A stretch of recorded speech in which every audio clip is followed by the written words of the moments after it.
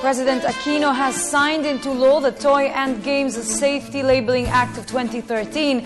The new law requires manufacturers to properly label toys that may contain hazardous materials.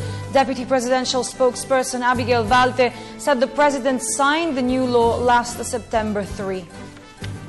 Dito ho sa batas na ito, kailangan na hong lagyan ng label yung mga laruang ito. Nakalagay po dun sa batas yung mga specifications, gaano kalaki, ano ho yung nakalagay na impormasyon dapat dun sa label, sa packaging, kung ano ho yung definition ng mga hazardous substances na bawal pong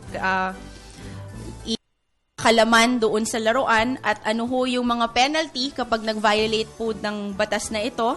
Basahin ko po yung Section 10.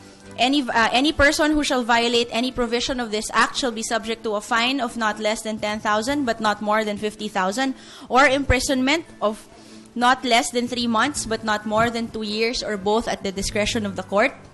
At nakalagay po dito, kapag merong mga laruan na hindi ho properly labeled at na lamang meron ho itong laman na hazardous substance, ay inaatasan na po ang Bureau of Customs na to render this, nakalagay po for immediate disposal of the Bureau of Customs, at ibig po sabihin nito ay to render it immediately unusable or unserviceable.